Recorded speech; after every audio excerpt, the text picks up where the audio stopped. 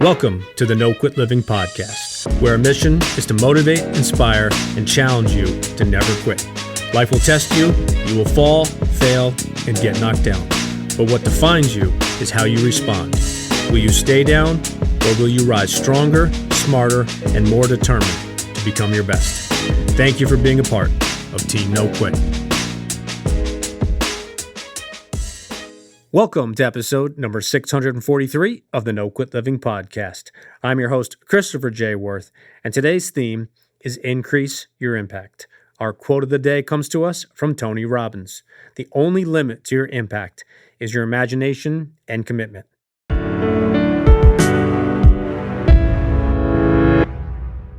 Before we jump into today's episode, I wanted to let you know about some very exciting news. We just released our first children's book, The Positivity Tribe for Kids. You can head on over to thepositivitytribe.com or visit either Amazon or Barnes & Noble. If you are a teacher, parent, librarian, coach, or an administrator, we would love for you to check out The Positivity Tribe for Kids. Thank you. I'm grateful for today's guest. As a mental performance coach, I've been following Justin Sua's work for quite some time. Not only did I enjoy our conversation, but I know that you're going to receive a lot of value yourself. I hope you enjoy today's episode. Justin, I'd like to welcome you to the No Quit Living podcast. Chris, thanks so much. So excited to jump on this call with you and have this conversation. Appreciate it. And we got the chance to connect a few weeks ago. As I said before we jumped on here, I think we play in similar sandboxes, but I think we verbalize things a little bit differently. But I really enjoy what it is that you do, and I know that our listeners are going to enjoy it as well. So with that in mind, the first question I ask each guest is for their no quit story, and that's just could be a very simple time in their personal or professional life where you could have given up or given in, but you didn't. Oh my goodness, so many to start from and to share. I could even start with just how I got involved in this industry. I left teaching. I was a high school teacher full time. I loved it. I enjoyed it, and decided, you know what, I'm gonna go off on my own. And I remember leading up to that moment, I would tell my wife, I'm going to be a process coach. I'm gonna work with the best athletes in the world. This was back in 2005, 2006. And this is what I'm going to do. And I'm going to have my own business. I'm going to work with athletes and coaches. But I didn't know, this was back in there wasn't really a precedent for that. And I remember one night I was dreaming to my wife, who's the most supportive person in the world. And one night, right before I turned off the lights, I said, I can't wait for the future. I'm going to go off and have my consulting practice and work with the best athletes in the world. And I turned the light off and my wife said, "You're all talk." And I remember thinking to myself, wait, what? I lean over, I turn the light back on, and I look at her and I said, wait, what did you just say to me? She says, "You're all talk." And I said, what do you mean? She said, well, you've been saying that, talking about your dreams, putting it out into the universe for years, and you've done nothing about it. You're all talk. And I remember I couldn't sleep that night. I remember thinking to myself, she is absolutely right. And I will say that moment was the defining moment of what is now my current career. The next morning I woke up and I completely had a shift in everything. And that's when I'm like, okay, I'm going to go to school. I'm going to start producing online. I'm going to start reading the books. I'm going to start talking to young athletes. And that was the day that changed it all. And didn't make a lot of money. Had 3 kids. We were 25. I was 25 years old, 3 kids under 3, making about $23,000 a year, multiple jobs. And I was more on fire than ever to go and to learn more about how to be a great coach and to help people build great cultures. And here we are many years later. That is awesome. I did not know where you were going to go with that question, which is why I love asking that question. But you hit on something that I think not only do our listeners, but I need to hear it and people in the future need to hear it. But if you could just touch on how that was 2005, 2006, and we're now in 2025, and the reality in life, and I think you and I spoke about this a week or two ago, is social media does not do justice when it comes to the time and the work ethic that really comes into taking a concept, an idea, or a goal, and then being able to say, I've now accomplished it. And I think so many people look at somebody's finish line and they say, oh, I can do that. And I want to be very clear. I truly believe that people can do what I do and what you do, and maybe even better than we do. But, and I say with asterisk, italicized, underlined, you can't do those things in 5 minutes or a month. Now, if you have a coach, it can shorten the runway. But I think that's the big disconnect is people look at somebody else's finish line, they say, oh, I can do it, but they don't put into their mind that it was a 10 or 12 or 14 year time period, not just overnight. Oh my goodness. That is such a great point, and I love how you said that. And I often, probably like yourself, you produce such amazing work online for people to learn and to grow. And people will be like, "Oh, that I could do that. I can do that." But what I tell people as well is like, what you see online is just a shell of the real work behind the scenes with like yourself, our clients in the trenches, the calls, the meetings, the tension, the uncomfortable conversations, it's very difficult behind the scenes.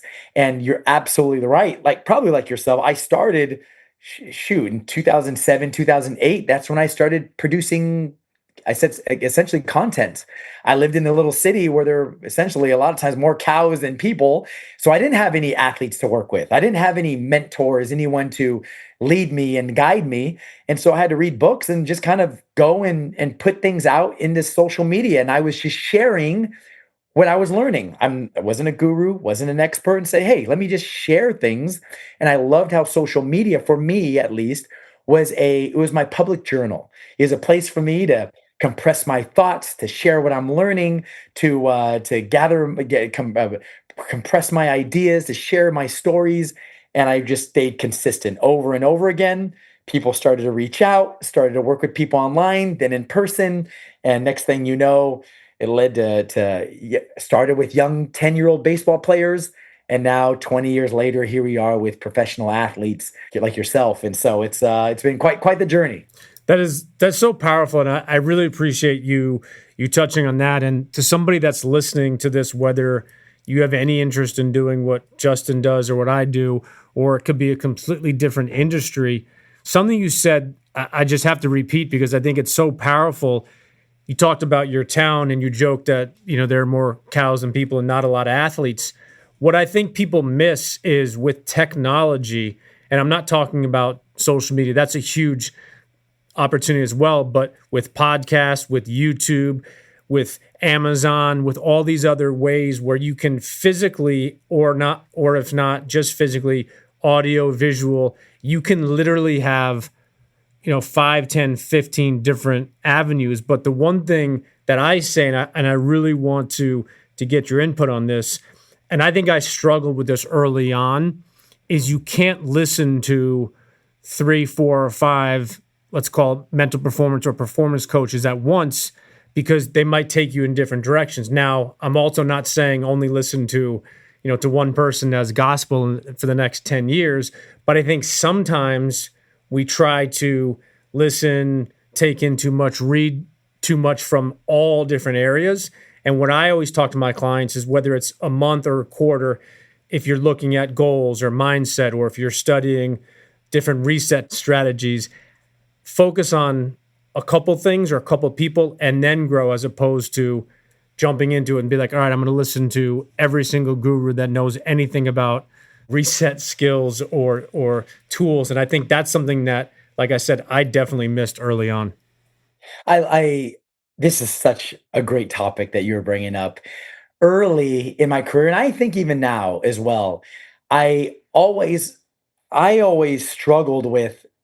So I had a lot of people in my cohort in grad school or whatever, and they would send in their resumes and waiting to be picked. And I think that's great. It's good. It's really great. But I don't have a lot of patience. And just the way I'm wired is like, why wait for someone to pick me? And why don't I just pick myself?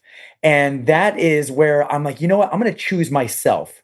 And I noticed that a lot of people early on who don't know what they're doing, like myself at the time, and even still, like I don't think I know everything, but everyone would consume, read books, they'd consume podcasts, they'd consume videos.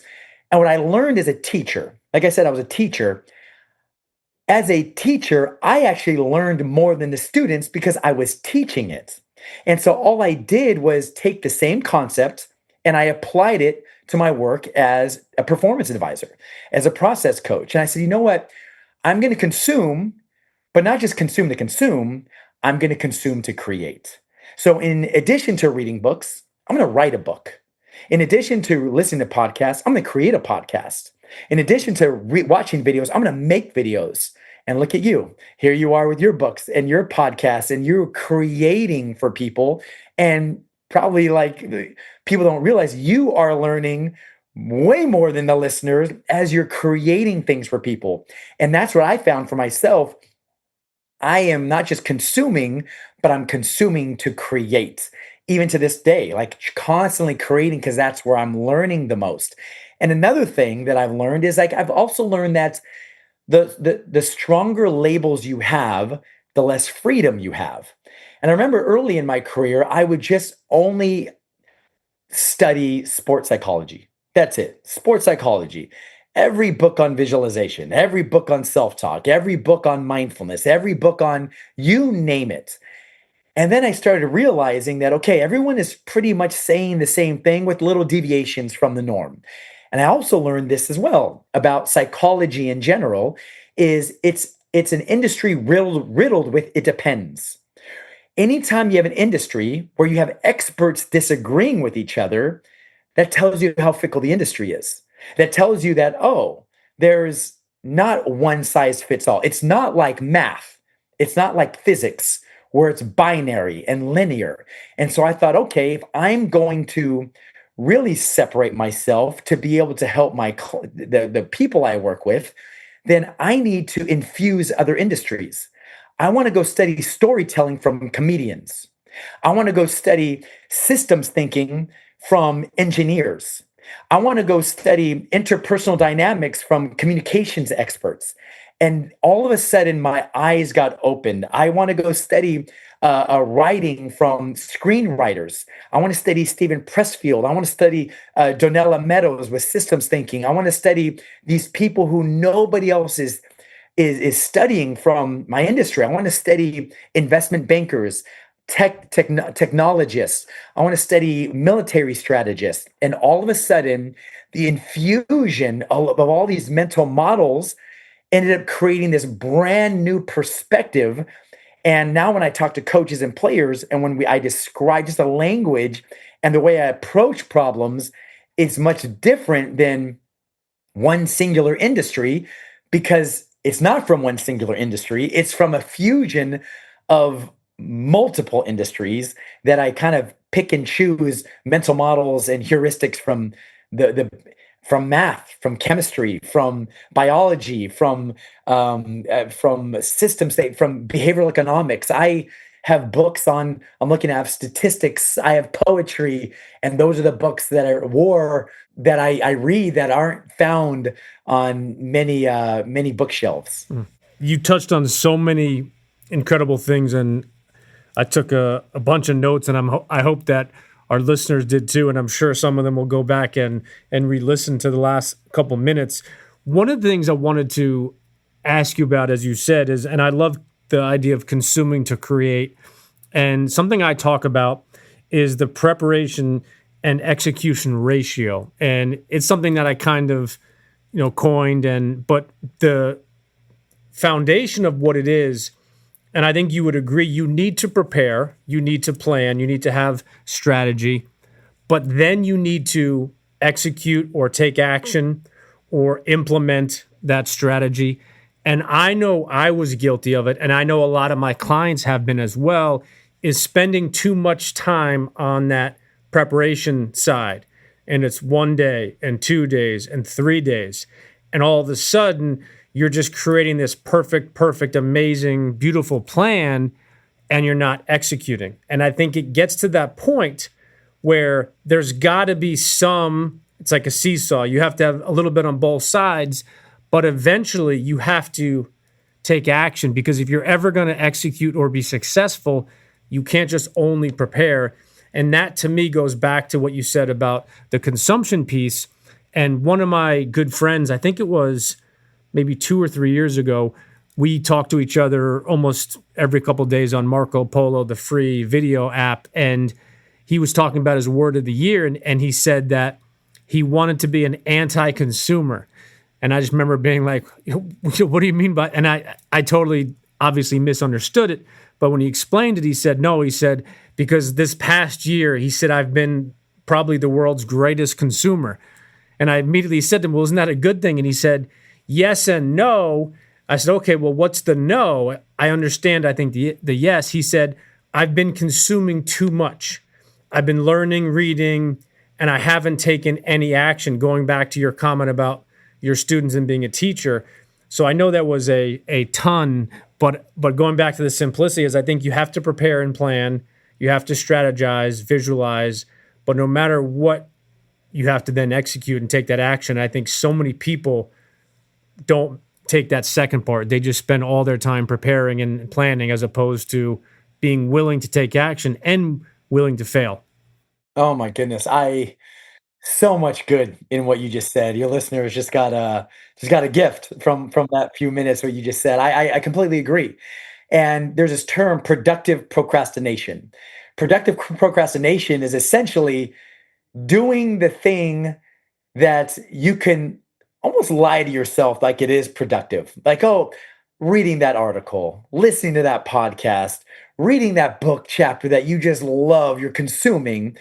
But what you're really doing is you are procrastinating from doing the thing that you know you really need to do, which is ship it, which is execute, which is making that phone call, building that thing, writing that article, making that call, whatever it may be. And so I think it's really important. Again, the ratio between, I love you said, preparation and execution, consuming versus creating, and just getting that movement in.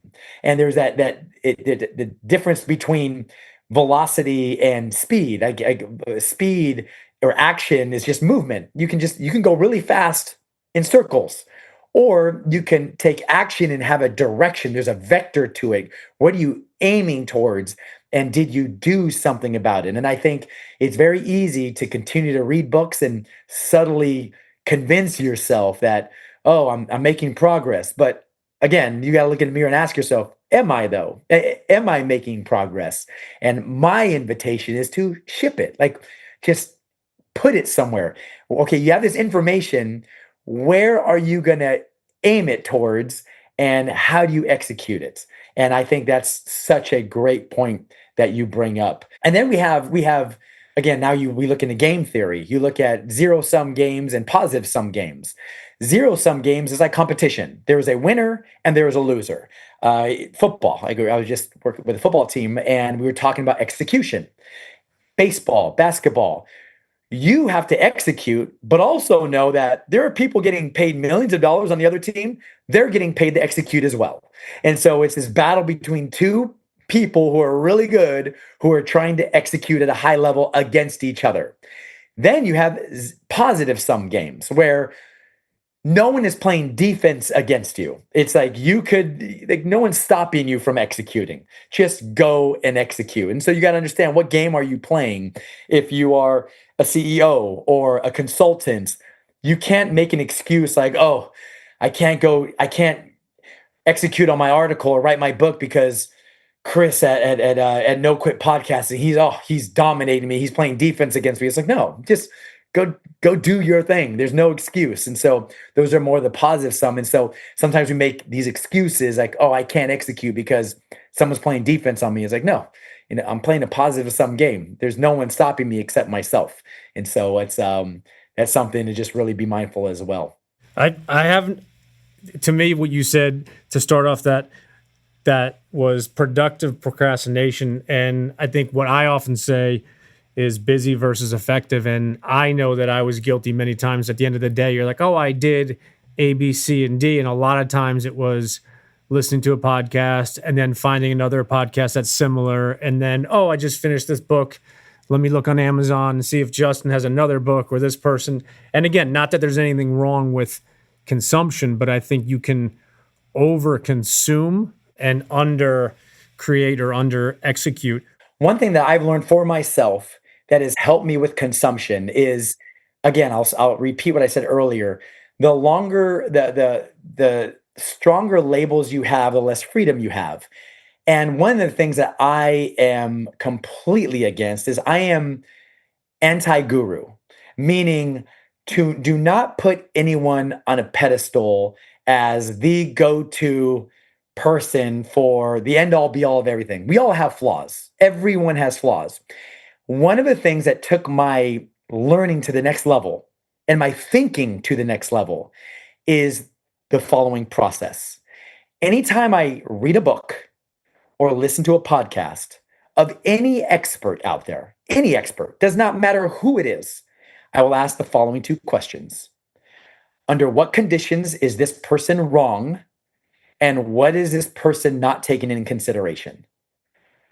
Asking those questions as I read any expert book has allowed me to think for myself, to be able to disagree with these experts and say, oh, they're missing this, or I don't agree with this.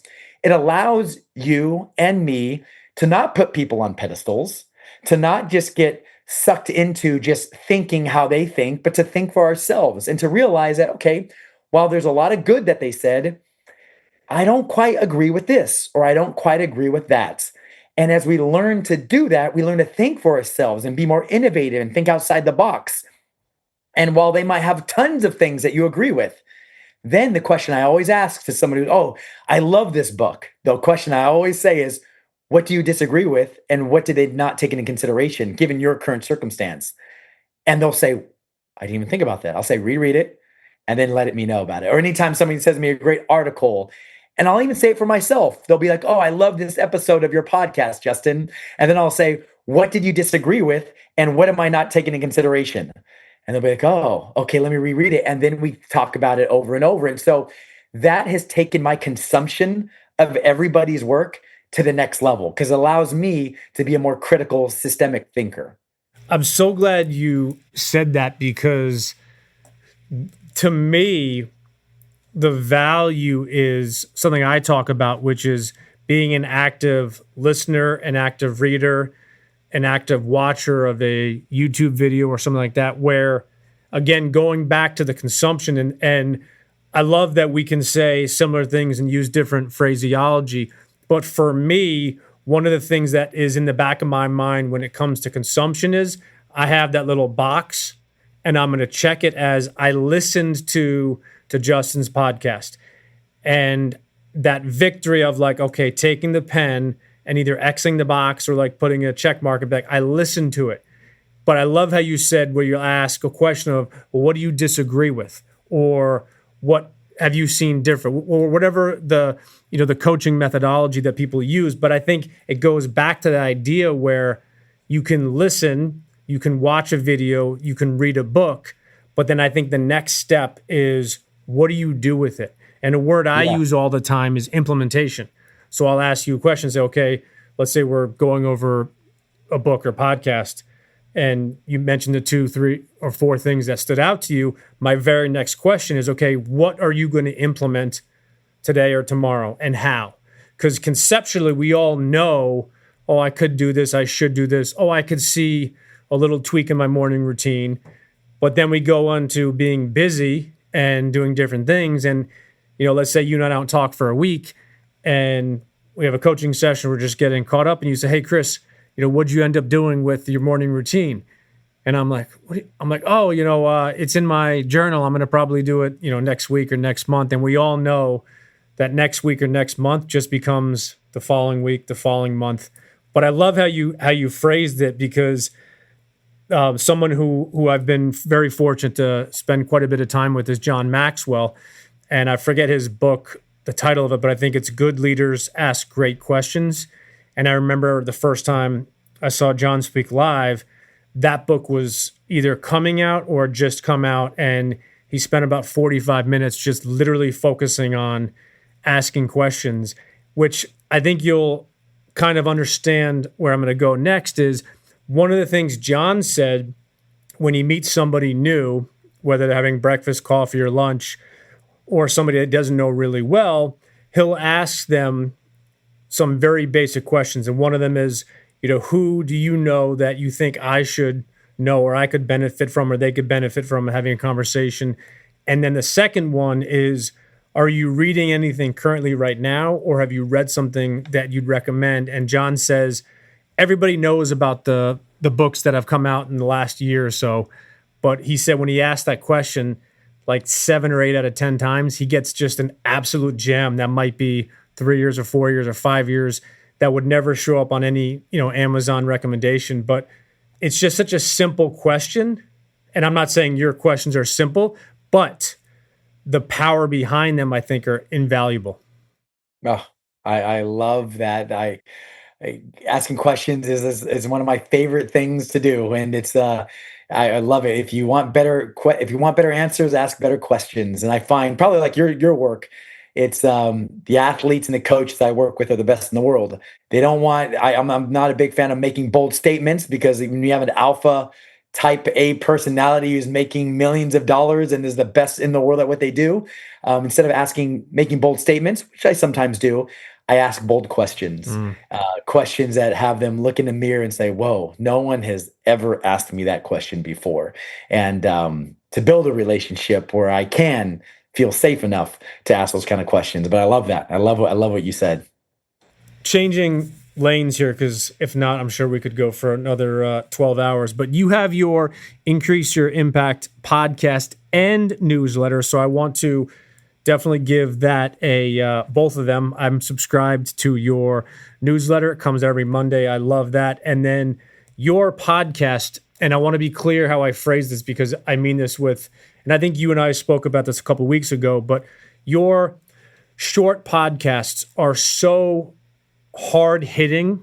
And this is not me just saying this to boost your ego, but I find myself almost every episode that I listen to, I'll pause it and I'll write something down. I always take a bunch of notes in the notes app on my phone. But I think it was last week or the week before, you shared a story about one of your Major League Baseball clients that after every game, he asks you a very simple question. I want to be very clear. Not simple in just like, but the simplicity of what the question is what did you see? And I've been dying to ask you this, because when we first spoke, I think 2 weeks ago now, that episode was not out. So I had a bunch of things that I was ready for. And obviously I've enjoyed this conversation heading into this. But I said to myself when it happened, I said, okay, I got to ask, because for me, the most successful athletes, coaches, entrepreneurs, and individuals that I've ever had the opportunity to work with, they utilize reflection as a tool.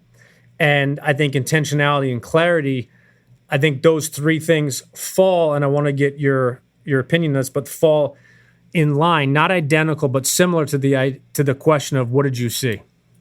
Yes. Oh, it's amazing. And this client is a World Series champion now as of Saturday, and so fascinating. For those who didn't listen to the episode, uh, he asked me every single day. So I'll send him a message after every game. Loved how you did this, or great job with this decision, or whatever it may be.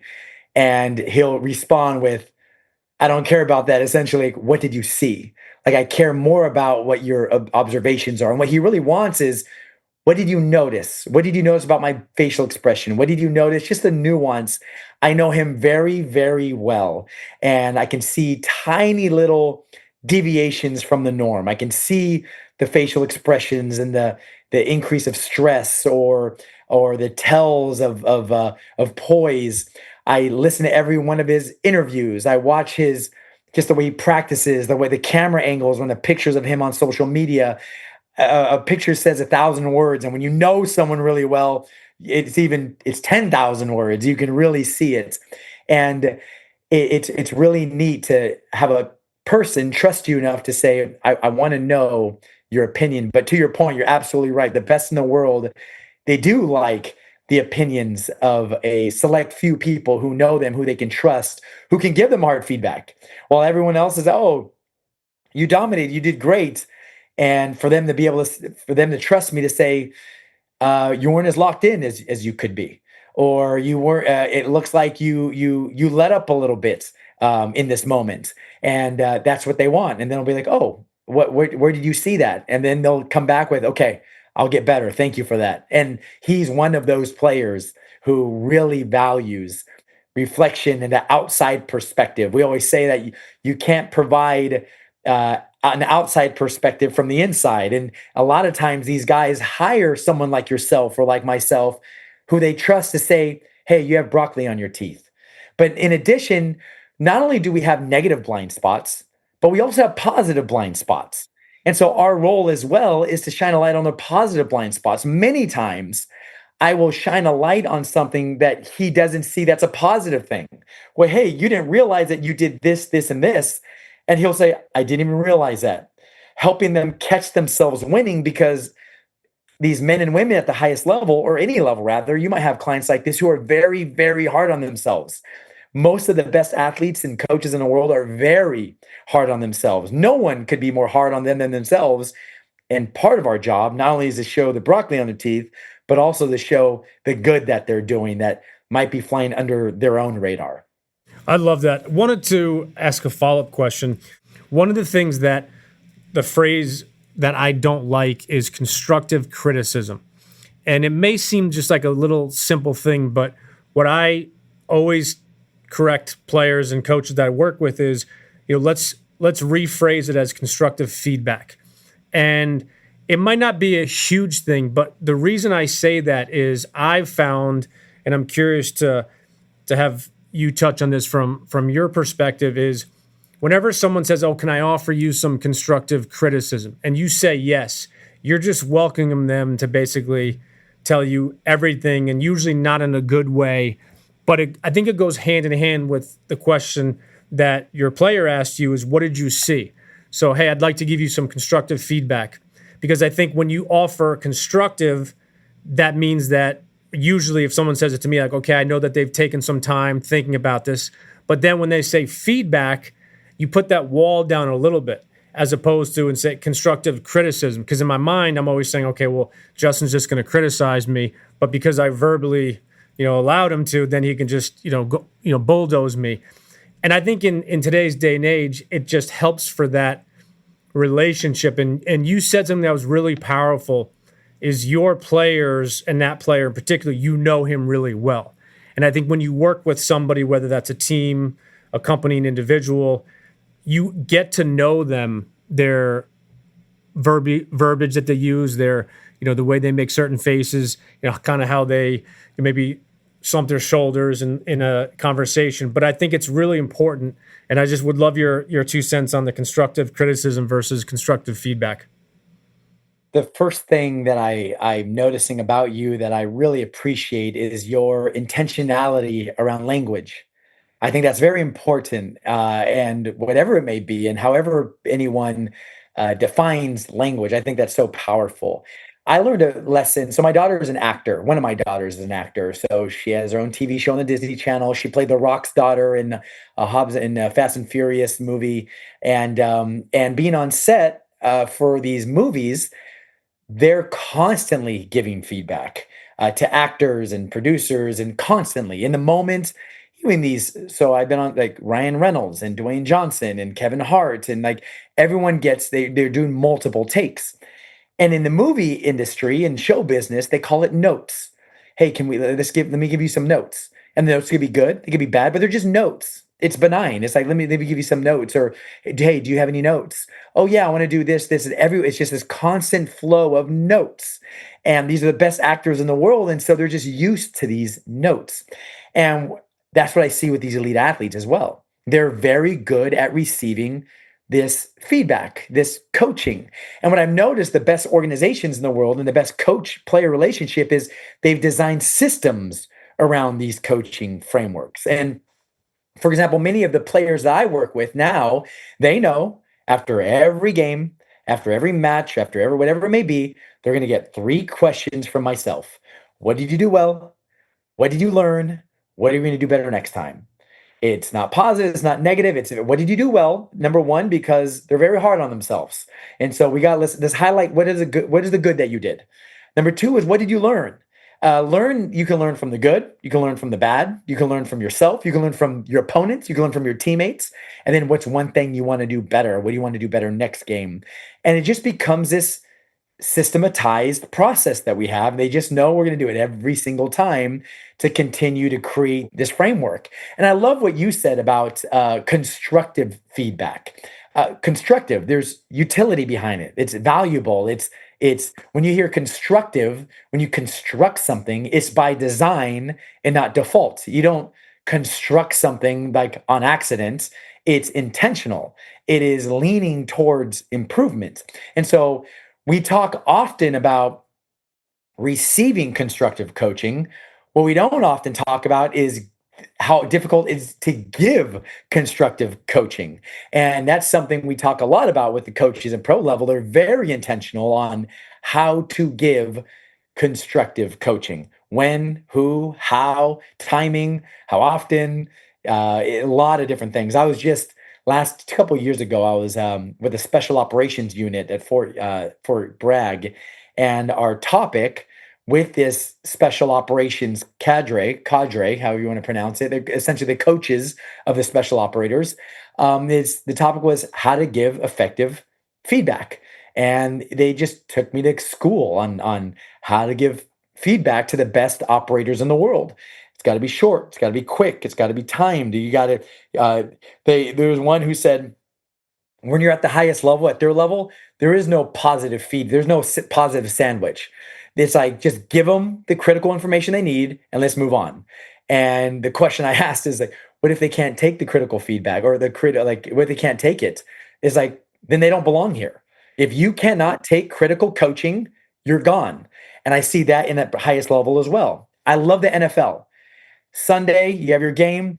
Monday is Tell the Truth Monday. They put your worst plays on the big screen and you get the feedback in front of all your teammates. There's no running, there's no hiding. Everyone takes notes and everyone learns from each other. Versus, oh, you gotta criticize in corporate America a lot of times. Hey, criticize in private. Don't offend people. But at the highest level, it's like, nope, we're gonna take it. We have tough skin.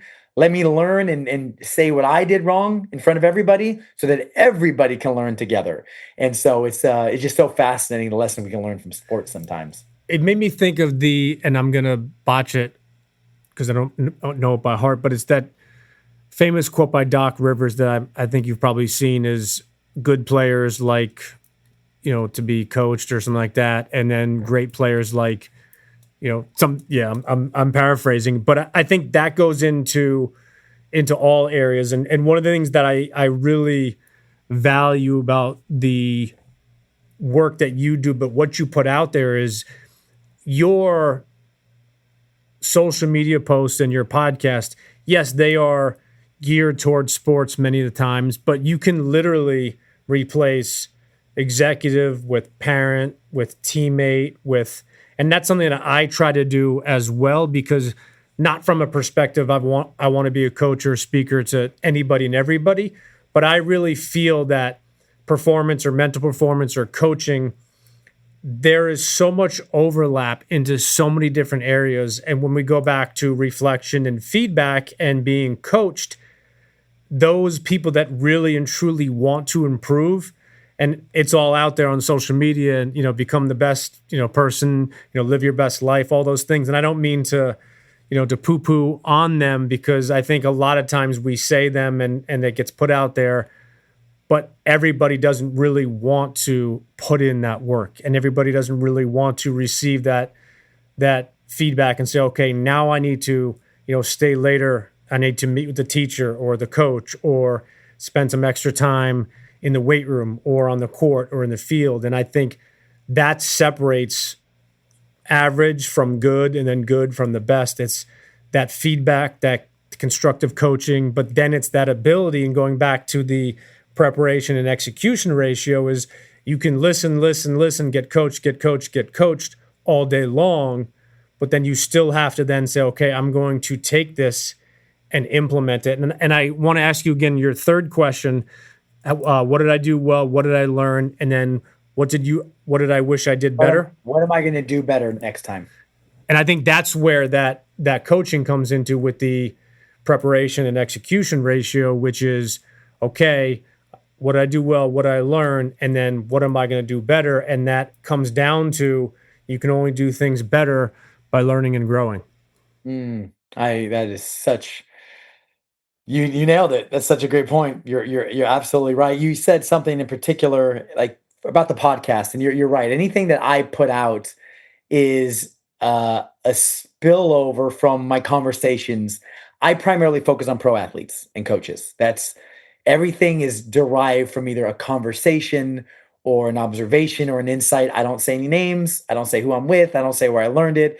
I just put it out there. And it's so true that you said a lot of these principles can be applied to corporate America, to parents. You just never know how people are going to connect dots, and I just put it out there and let people connect the dots how they want to. But I'm primarily focused on just sharing these based on a specific experience that I had that particular week. Anytime if I post something or I share something, is probably 9 times or 10 times out of 10, it was a conversation I had the day before.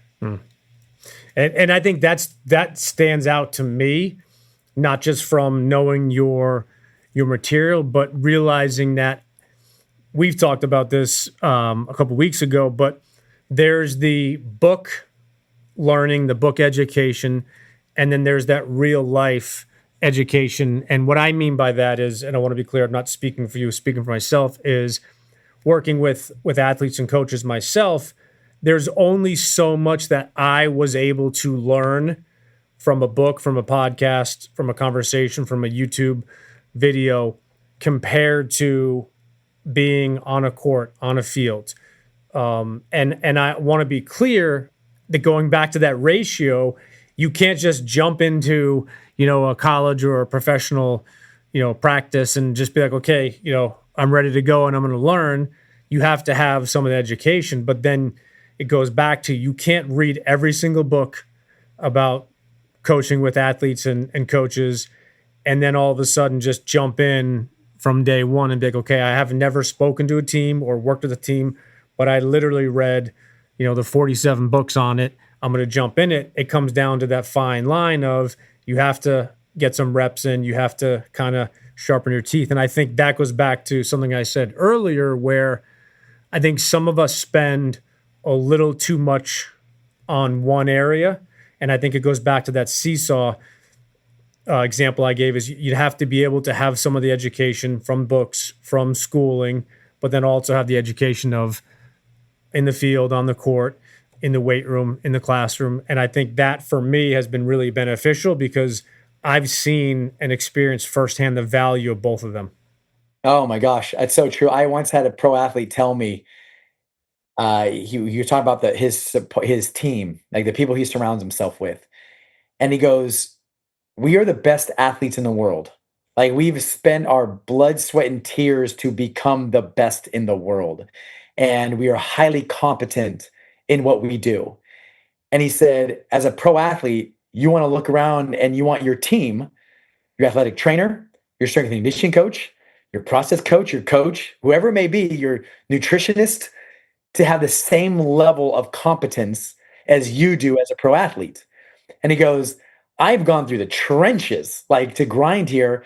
And he goes, I want everyone around me in their respective domains to be the best of the best in their domain as well. They need to be sharpening their craft. They need to be understand the latest technology. They need to be mastering and continuing to get better. And that's what they want at the pro level. And so I look back on how I started. I started with 10-year-olds for years, and then 11-year-olds. And then I graduated to middle schoolers. And then I graduated to high schoolers. And so to your point, I didn't start with pro athletes at the elite level. I started in little league. I started with young players, young athletes, and then slowly over years continued to grow. And then I went into high level high school, and then college, and then and then minor leagues, and then I lower level minor leagues, and then major leagues. And so it was just 15 years of just the grind and getting after it. And so that's I love that you said that because it's so true. You touched on it in the beginning of your answer to my no quit question back in 2005, 2006. But I'm going to repeat for our listeners in case you either didn't fully catch it or you just glossed over something that Justin said. 15 years. And the reason I want to not only recognize that, but acknowledge it and applaud you is a lot of people put out, going back to your comment before about I'm the guru in this domain. And I don't want to critique anybody. They can say and put out whatever they want. But what I've found over the last year, really all of 2025 and maybe probably the back end of 2024, is I really tried to surround myself. And I want to say this for our listeners is when I say surround myself, I don't mean, that you become best friends with that person or you spend all that time because, you can't always do that. I'd love to be best friends with Michael Jordan and going back to the late 90s and being, every practice and every game. But with technology today, you can listen to people's podcasts. You can subscribe to the YouTube channel. Before you and I spoke, I listened to a couple interviews that you were on, little snippets on YouTube, just because you kind of, or I want to know. But it goes back to what you said, which was 15 years. And I think people don't recognize today the value in hard work. And Rick Pitino just put out or I don't know if he just put it out, but it was on social media a bit today. And he talked about the hard work that guys like Michael Jordan, Kobe Bryant, Magic Johnson, those are the three that he referenced, and how talent today is not a substitute for hard work. And he said that a lot of players talk about, or they've been spoken about by other people, oh, Justin is so talented. His talent is amazing. And yes, that is true. And obviously you need to have talent, but he focused on that missing link today with a lot of players is the hard work that's required to get to that next level because talent is not enough. Oh my gosh, I love that you said that. I will get obviously questioned, often question, not obviously, often questions, probably like yourself. How do you do what you do, or how did you get there? And I said, well, 2,000 plus episodes of a podcast, many hours and hours of free sessions with kids, hours of reading books and devouring multiple articles and failures, and like it's just nonstop. And it's amazing how just you just kind of create your opportunities. It was Sun Tzu says like opportunities are multiplied as they are seized, and just constantly seizing opportunities and trying to create opportunities. Yeah, I love that you said that. I love that you said that. Just being willing to say yes, say yes to as many opportunities as I possibly could. And every career goes through different trajectories. Early in my career, it was I just needed reps. I needed reps, so I would say yes to everything. Again, 4 jobs and trying to do this for free. And then I didn't need reps. I wanted a little bit higher caliber of athletes. And then after that, it was just join an organization. And so it just goes through different trajectories. But yeah, I love putting in that work every single day. And even to this day, the work ethic hasn't changed. I'm probably even more passionate than ever. And I feel like I know less than ever. And so I feel like I'm even still now trying to grow and learn. I have so much I need to get better at. You just said something that I wrote down and it really stood out to me is the work ethic doesn't change. And I'm going to toot your horn for a second here. You talked about 15 years, then you talked about working with 10-year-olds and 11-year-olds and high school, then, college, then lower minor leagues and getting to that point. But I could not agree with you more. The work ethic doesn't change. That quote unquote audience or client changes. So if I can speak for you for a second and not knowing you back when you were working with 10 or 11-year-olds, I know the value of a game of an 11-year-old is not the same as Saturday night winning or losing game 7 of the World Series. I don't want to knock any parents that are listening and, your 10-year-olds games. They're very important in the moment, but not to the same extent. But the work ethic doesn't change. And I think that's so valuable. And you and I spoke about this a couple of weeks ago. Is it the simplicity of what you said is amazing. And the first thing that came to mind is I was working with a college basketball, men's college basketball team and a men's college lacrosse team from the same school. It was a Division III school, and the men's and women's head swimming coach, same person, saw me speak to the student athletes the day before I began working with the men's basketball and men's lacrosse. And he came up to me after and said, "Hey, could do you have time over the next 2 days?" Because I was there for 3 days. And I said, let me look at my schedule. He said, "Would you come talk to the swimming team?" And I know enough about swimming and the concept, but I'm not a swimmer. And at that point, I had never worked with a college swimming team. But to your point, the reps, I put the same work ethic for them as I did for the men's basketball and lacrosse teams. It was just a little bit of a different arena. Obviously, basketball and lacrosse. Now we're in a pool, bathing suits, all the difference of it. But it was still the same mental preparation, the mindset. But I wanted to repeat that, not to talk about me, but to reiterate what you said is the work ethic doesn't change. So now I've had the opportunity of working with a bunch of Division I teams, men and women, all different sports, and the work ethic doesn't change. And I think that's something that we as a general population need to see more, because I think that's the one thing that this overnight success really does a disservice to, because whatever level you graduate to, in your case, obviously being in professional sports now, yes, you're at a higher level, but knowing you as I do, your work ethic has not changed. And you were very clear saying that you were just as passionate today as you were then. And I think that's something that people don't touch on enough, is that your work ethic and your effort should never change. Maybe the audience or maybe the arena does, but what you do each and every day, that preparation, should never be lowered just because you get to a next level. Oh, I love that. A phrase that we use often is like new levels, new devils, meaning that new levels, there's gonna be new problems, there's gonna be new situations, and things that sometimes you can't even read in a book. What it's like to manage or to work with and deal with a $100 million athlete who might be struggling, who doesn't want to listen to anybody. How do you navigate that? How do you navigate relationship with a head coach who you're 0 and 15, you're about to be 0 and 16 in NFL season, and the previous year you're 1 and 15, and so those are things you can't read about. Is like, oh my goodness, new levels, new devils, and so it takes a lot of work with relationships and knowledge and understand and interpersonal dynamics and culture. But yeah, and just to be passionate about what you do, like I can tell you are, and many people when they're listening to this are probably, if you're listening to this podcast, you're probably really passionate about this work and growing and not quitting, and that's one of the key elements to success, in my opinion. Isn't that the Jay-Z quote, "More money, more problems"? I think that's the song. Before we wrap up here, because we could talk for 9 hours, but wanted to ask you very specific, but also a little bit of a selfish question, is if you have read anything recently or you're currently reading something that you would recommend to our listeners. Oh my goodness. I'm reading Michael Mauboussin. He's a economist, More Than You Know, Finding Financial Wisdom in Unconventional Places. I just love the the systematic thinking and predictive modeling of investing.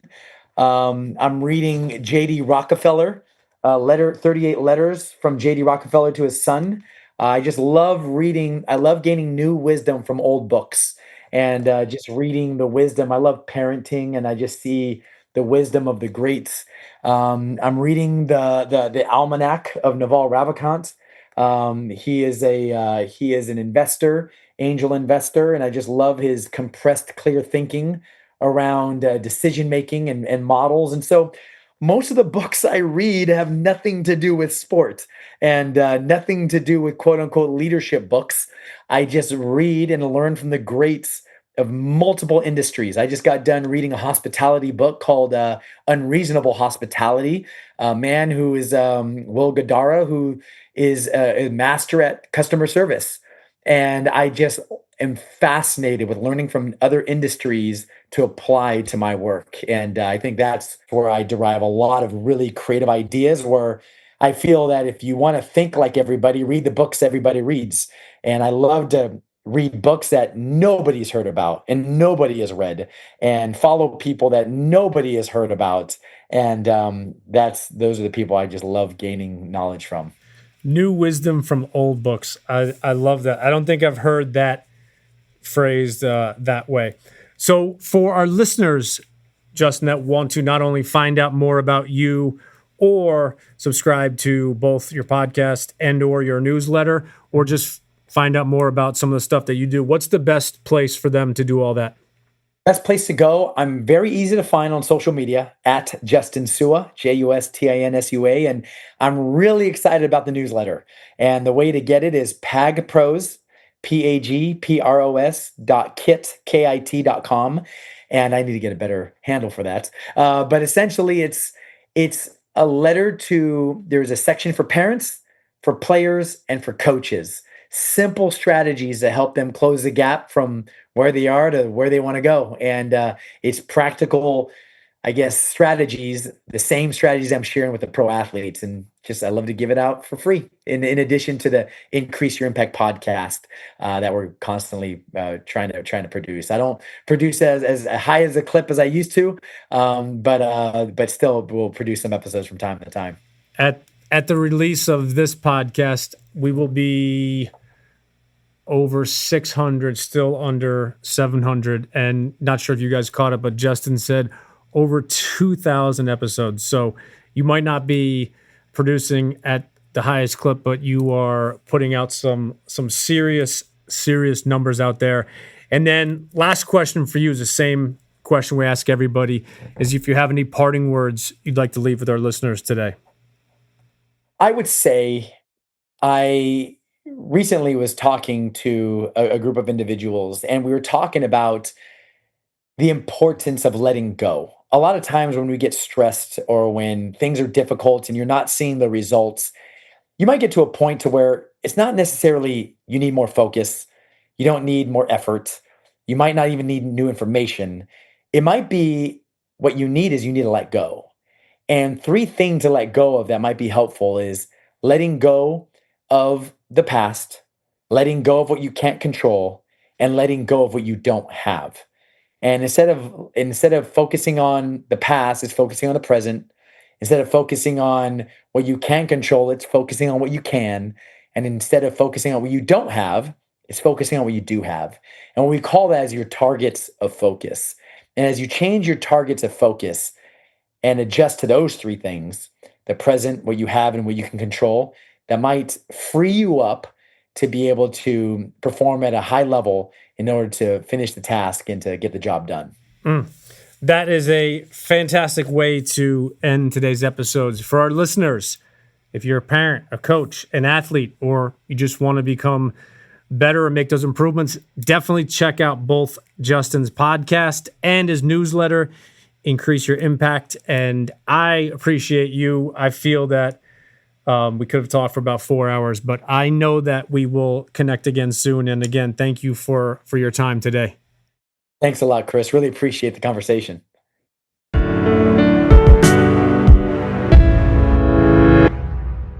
Thank you for listening to episode number 643. When it comes to mental performance and mindset, Justin delivered some real value today. I hope you enjoyed listening to what he had to share with us as much as I did. In his parting words, Justin shared the importance of letting go. With that in mind, I challenge you to take a look at those things, moments, or people in your own life that you need to let go of. Sometimes letting go can be incredibly powerful. As you go out and crush your day today, please remember, we rise by lifting others up. Thank you for listening to the No Quit Living podcast and for being a part of Team No Quit. If you have not already done so, please subscribe to our show and leave us a review. Keep going, keep growing, never quit. And to quote Dr. Norman Vincent Peale, it's always too early to quit.